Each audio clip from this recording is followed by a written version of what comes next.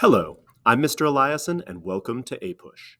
Today we're going to finish up Richard Nixon's first term, talking about the foreign policy goals and accomplishments of this really controversial and interesting president. So here's your objectives for today. Take a moment, pause, take them in, and we'll move forward.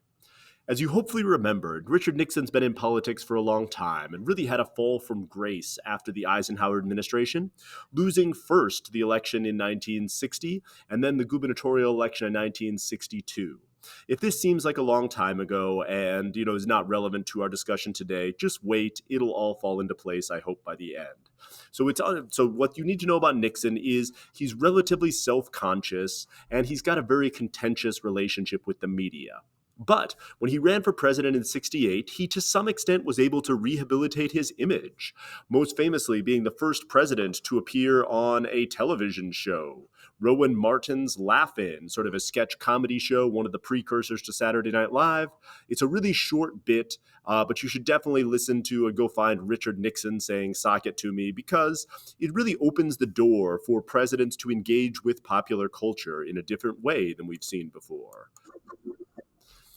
Nixon is also going to be kind of a supporter of civil rights, but he's going to open the door, at least for the Republican Party, about talking about civil rights in a different way in order to appeal to the silent majority.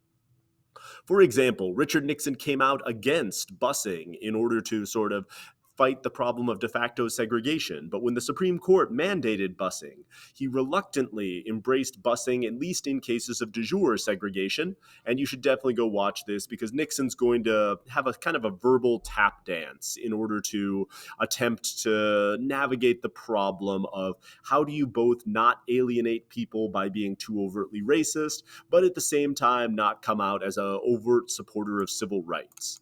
So we're going to start seeing sort of more subtlety in the Republican approach to civil rights. Lee Atwater, who was an advisor to both Nixon and then eventually was sort of in the circles of Ronald Reagan, is going to sort of lay out this Southern strategy. So take a moment, pause, and read.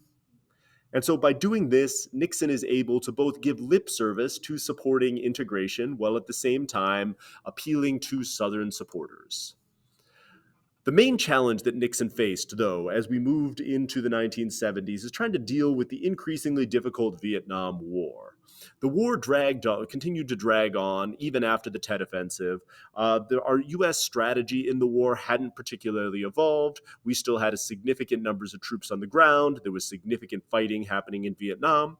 And importantly, for American public opinion, television cameras and television reporters had traveled to Vietnam. And so the war's atrocities and struggles are being now beamed into Americans' living rooms on an almost nightly basis. And so the Vietnam War became real for Americans in a way that no other conflict in American history has been. The My Lai massacre was also revealed to the Americans or to American society early in Nixon's term. My Lai was a village in Vietnam. American troops had gone on patrol through the village and then been ambushed by communist guerrillas. They then returned to the village and, believing that the villagers had helped the communists, burned the village to the ground, killing everyone there. The atrocities committed by American soldiers in Vietnam begin to be revealed through a series of investigations, and this is going to further erode support for the war. Here's John Kerry, who's going to feature prominently in our story moving forward, testifying against the war and the position that veterans were put into. So take a moment, pause. Let's move forward here. And the argument that the war was predominantly a working class war and that college deferments and medical deferments were getting people out of service in Vietnam started to resonate. And so instead, in 1970, the Vietnam War draft switched to a draft lottery where you were given a number based on your birthday. And then when they needed more soldiers for Vietnam, the numbers were pulled out and you were now drafted to go serve in Vietnam. And so this draft lottery now forced college students who had previously been able to shield themselves based on their GDP and performance on tests into the war. And it led to massive protests on college campuses. College students occupied administration buildings, went on strike and shut down classes, occupied other buildings and things like that, and confronted local law enforcement. Probably the most famous of these protests was at Kent State, where student protesters ended up burning down the ROTC building in protest of the war, and federal troops had to be called out in order to attempt to disperse the student protesters. A confrontation ensued where the students were throwing rocks and throwing tear gas back at the soldiers, and the soldiers then opened fire on the college students, killing 4 and injuring 10, including at least one student who was not at all part of the protest and was simply walking by. The shooting at Kent State increased the pressure on the Nixon administration to come up with some solution to the Vietnam War, and Americans' appetite for continued conflict in Vietnam really began to wane as a result of all of these different things. The revealing of the Pentagon Papers, the leaking of the Pentagon Papers, I should say, also eroded American support for Vietnam. The Pentagon Papers established that, one, the United States had been involved in Vietnam far before anyone knew that we were involved in Vietnam.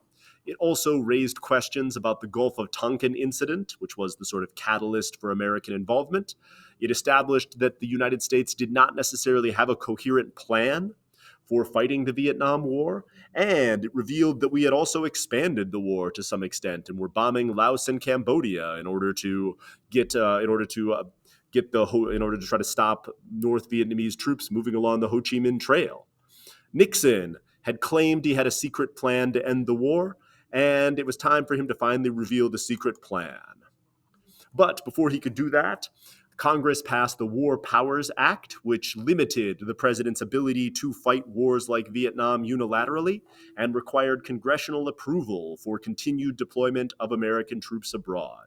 And so this is going to significantly weaken the power of the president that was given during the Gulf of Tonkin resolution and require and create more oversight in our use of military force abroad.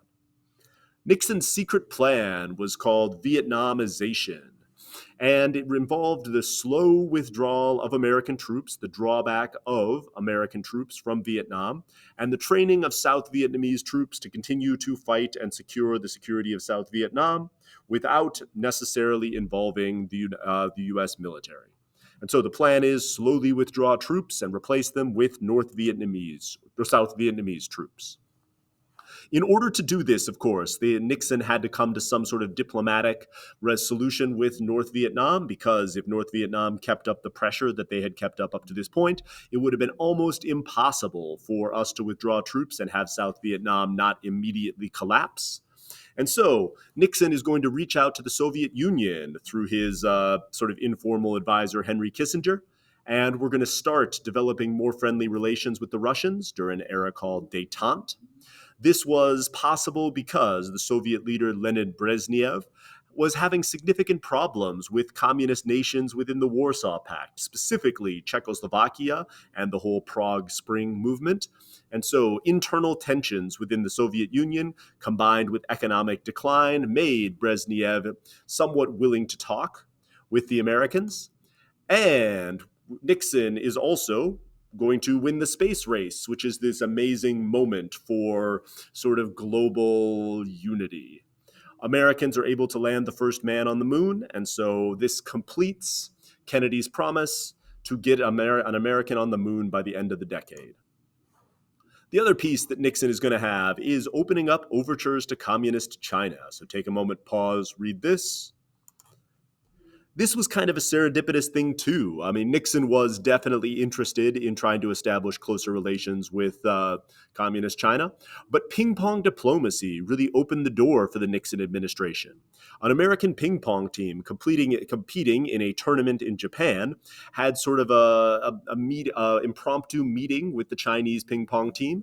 An American ping pong star ended up sort of wandering onto the bus of the Chinese ping pong team, and this ended up leading to the U.S. ping pong team being invited to China in order to play sort of a series of friendly matches with the Chinese team. Along with these American ping pongers came American diplomats, including Henry Kissinger, who was able to open up a secret dialogue with Zhou Enlai, one of Chairman Mao's right-hand sort of advisors. And this paved the way for Nixon's eventual trip to China and the normalizing of relations between the U.S. and China. And so, with the United States now on friendlier terms with both the Soviet Union and China, Nixon was able to use this leverage in order to pressure North Vietnam to come to a diplomatic solution. A ceasefire was declared in 1972. Nixon could then ostensibly claim that South Vietnam was protected, and we can withdraw the last U.S. troops, bringing the Vietnam War to a close and allowing Nixon to declare victory. Similarly to Korea, we've now saved South Vietnam. So at this point, Richard Nixon is flying high. He's ended the Vietnam War. He's normalized relations with China. Economically, we're going to talk about this tomorrow, but we get a whole bunch of sort of economic reforms, including getting us off the gold standard. He's also created the EPA. He's created the DEA. He's pushed civil rights to some extent. He met with Elvis Presley in a really sort of awkward meeting in the White House, which definitely take a moment, pause, and read the meeting between Richard Nixon and Elvis Presley. There's a whole movie about this based mostly on conjecture, but still, it's an interesting moment. The Democrats are going to nominate George McGovern for president, but honestly, Richard Nixon in 1972 cannot be stopped. It's one of the most one-sided electoral wins in presidential history. Nixon is reelected in a landslide. And so in 1972, here's Richard Nixon winning every state except for Massachusetts and the District of Columbia. So for Richard Nixon, everything is roses. There's only one cloud in the sky, and that's, it turns out there was this strange burglary. The Democratic National Committee was headquartered at the Watergate Hotel in Washington, D.C., and some burglars had broken in and been discovered by a night janitor and arrested. And so that's weird. I mean, no one really understands why someone would want to burglarize the Democratic National Committee headquarters, but I'm sure it's an isolated incident and some investigations will reveal that, nothing really suspicious is going on. So we're going to leave us here with Richard Nixon flying high in 1972. Victories abound. Vietnam's over. We're fighting against pollution and drugs. We're normalizing relations with China. And Richard Nixon, for the most part, was spectacularly successful at accomplishing most of the things he tried to accomplish within his first term. So we'll leave you there for now and then pick up the narrative in 1973 when stuff is going to flip just slightly. Thank you for listening.